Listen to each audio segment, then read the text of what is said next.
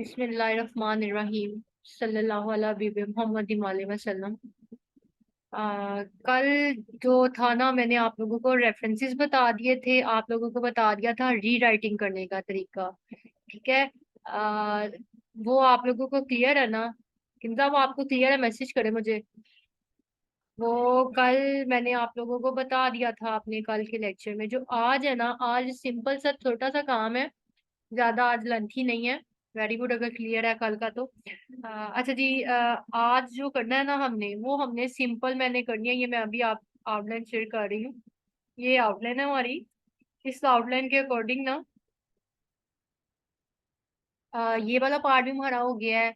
आज हम कर लेते हैं ट्रांसलेशन, प्रूफ रीडिंग, और तीसरी ये लास्ट में है बिजनेस नेम्स एंड स्लोगन्स। ये तीन चीजें आज हम करते हैं। बहुत छोटी छोटी सी हैं और इजी सी हैं, बहुत इजी सी हैं। बस इसके ना क्या क्या करना है, ये चीजें आज हम कवर कर लेते हैं। ठीक है।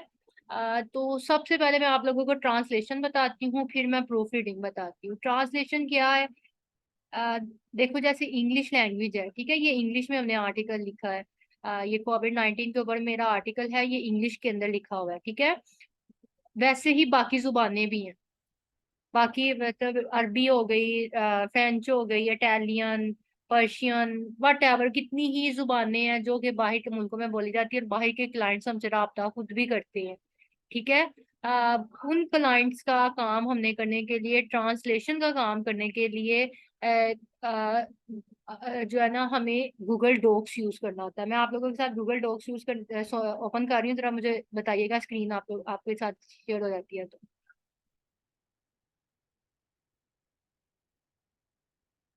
ठीक है, ये मैं गूगल डॉक्स आप लोगों के साथ शेयर करने लगी हूँ।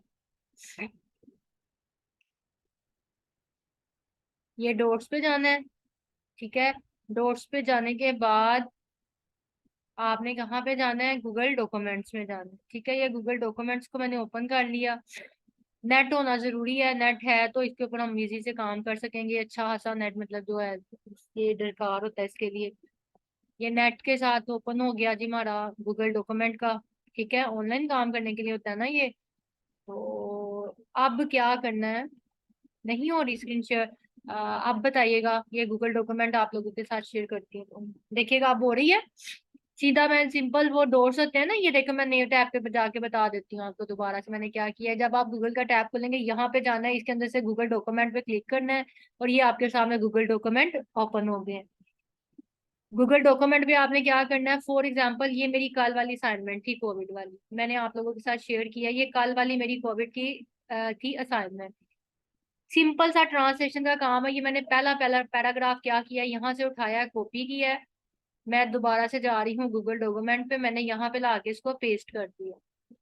ठीक है। मैंने ये वाला पैराग्राफ, मैंने इसको ट्रांसलेशन में करना है। ट्रांसलेट कैसे करूंगी मैं? फॉर एग्जांपल, मैं इसको उर्दू में ही करना चाह रही, किसी और जुबान में छोड़ी, मैं उर्दू में फॉर एग्जांपल करना चाह रही। मैंने कहाँ जाना है? मैंने इंसर्ट में जाना है। ठीक है।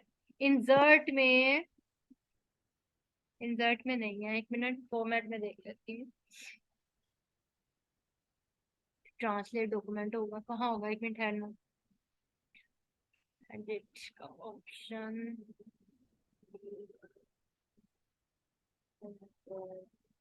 इमेज टेबल, ड्राइंग और जनरल क्वेश्चन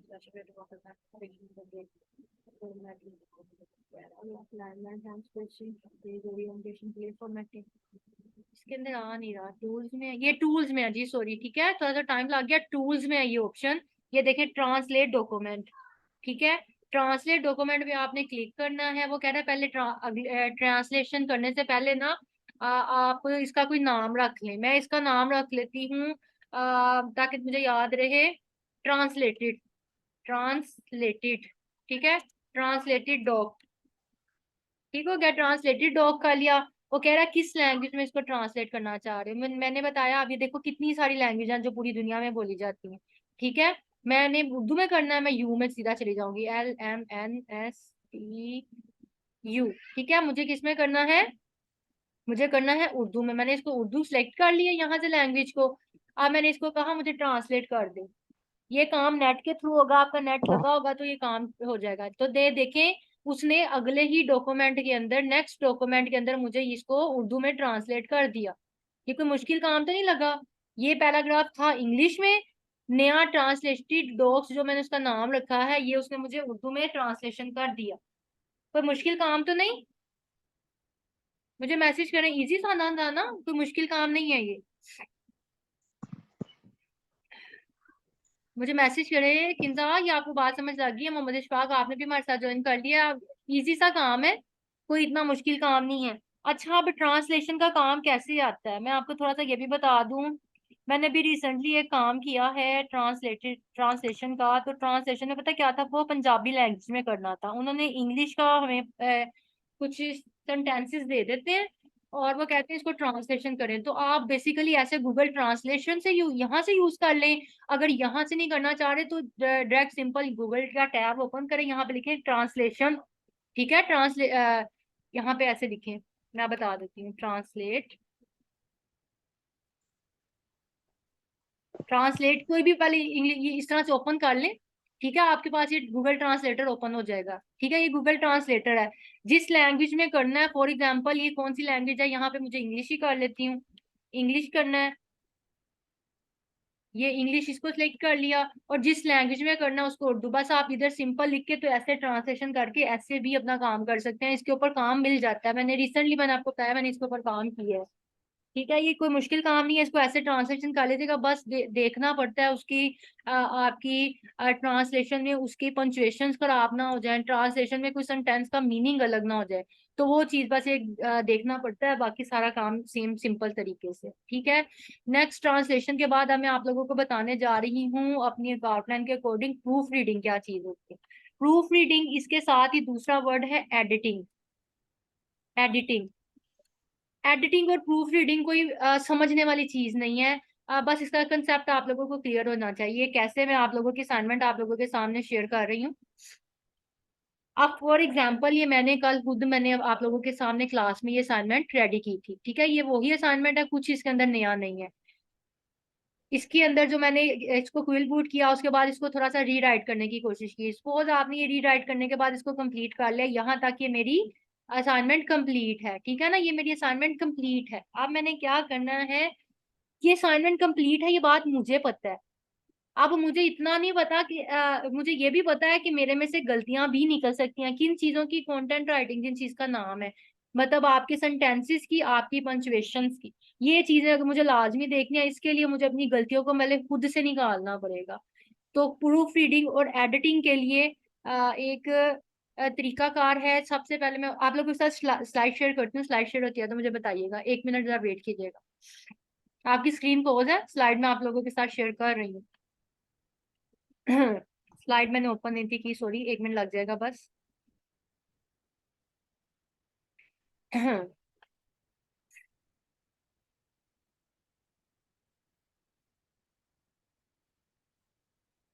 प्रूफ रीडिंग और एडिटिंग, ये जी आप लोगों के साथ शेयर करने लगी हूँ अपनी स्लाइड। होती है तो मुझे मैसेज कर दीजिएगा।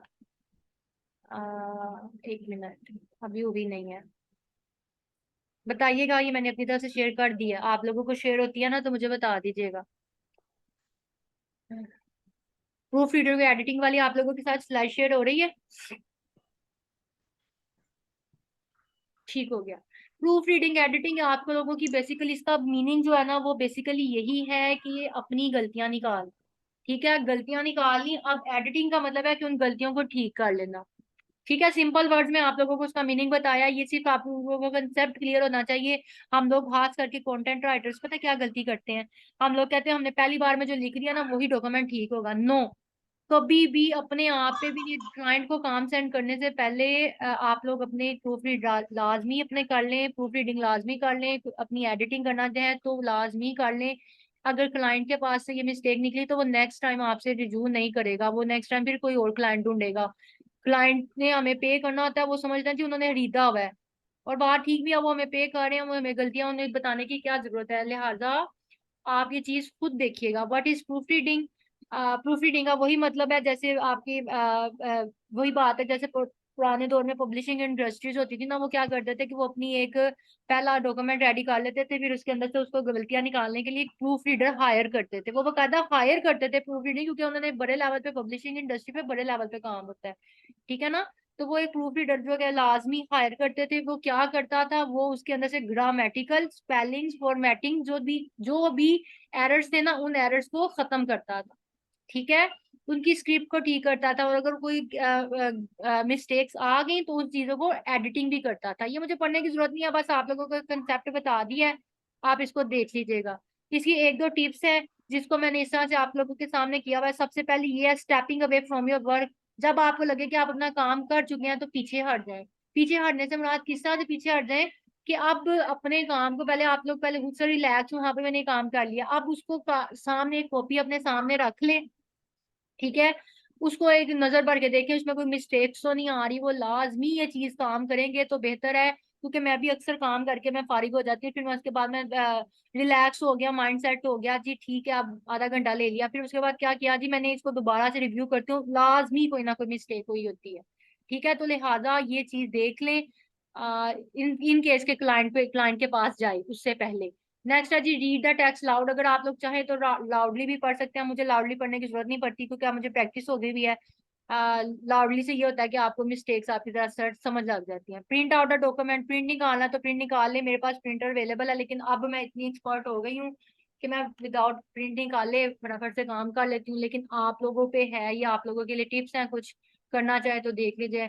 ये वही बात है प्रूफ रीडिंग एंड एडिटिंग, जब आपको पता लग गया कि आपकी ये गलतियां हैं तो उसके बाद आप क्या करें, आप अपनी क्या उसमें से मिस्टेक्स जो हैं उनको एडिट कर लें, जिसके अंदर सबसे पहले ग्रामेटिकल मिस्टेक्स आएंगी, और उसके बाद ग्रामेटिकल के बाद आप लोगों ने अपना लाजमी देखना है पंचुएशन, और फिर लाजमी देखना आपकी सेंटेंस स्ट्रक्चर। बस ये छोटी सी बात थी प्रूफ रीडिंग की। ये आप लोगों ने खुद ही अपनी गलतियां देखनी है, ये कोई और नहीं देखेगा। देखिए अब आप ऐसा तो करेंगे नहीं कि आप खुद ही किसी क्लाइंट का काम कर रहे हैं, कोई 4-5 हज़ार का काम आया है तो आपने उसके लिए अलग से बंदा हायर करना है, ऐसा तो नहीं हो सकता। लिहाजा आप लोग खुद खुद कोशिश कीजिएगा कि आप अपने प्रूफ रीडर और अपने एडिटर खुद बने। बस ये छोटी सी दूसरे नंबर पे ये चीज थी, प्रूफ रीडिंग और एडिटिंग। और तीसरे नंबर पे जो आपके है वो चीज है जी, आज मैं आप लोगों को फिलहाल ये बताने लगी हूँ, business names, slogans and much more, ठीक है। सॉरी, मच मोर का तो ये वर्ड मैंने गलती से यूज किया है, बिजनेस नेम्स एंड स्लोगन्स, ठीक हो गया। ये मैं अब आप लोगों को बताने लगी हूँ। ये कैसे करना है, इसके लिए मैं आप लोगों के साथ अपने गूगल का एक टैब शेयर कर रही हूँ, जरा काइंडली अगर ये आप लोगों को शेयर हो जाता है तो मुझे बताएं। ये न्यू टैब है, गूगल लिखा हुआ है, ये शेयर हो गया आपके साथ? ठीक हो गया, ये मुझे शेयर का लाजमी बता दीजिएगा। ये गूगल का टैब आप लोगों के साथ शेयर हो गया है, मैसेज कर दें भाई मुझे, ठीक हो गया। ये देखें जी, स्लोगन मेकर हमारा एक टूल है, एक नया टूल है जो कि स्लोगन्स के लिए आता है। Slogan maker, sorry, slogan maker, slogan maker या स्लोगन जनरेटर भी कह लेते हैं इसको। जब करेंगे ये देखें, फ्री स्लोगन मेकर, ये एक फ्री का टूल है हमारे पास जो कि हमारे काम आने वाला है। अब पहले तो मैं आप लोगों को स्लोगन का मैं मीनिंग कंसेप्ट क्लियर कर दूं, स्लोगन चीज क्या होती है। आप में से मुझे कोई बताएगा, बल्कि इशफाक साहब अगर आपको पता है तो काइंडली आप मुझे बताएं, मैकडोनल्ड का स्लोगन क्या है, मैकडोनल्ड का।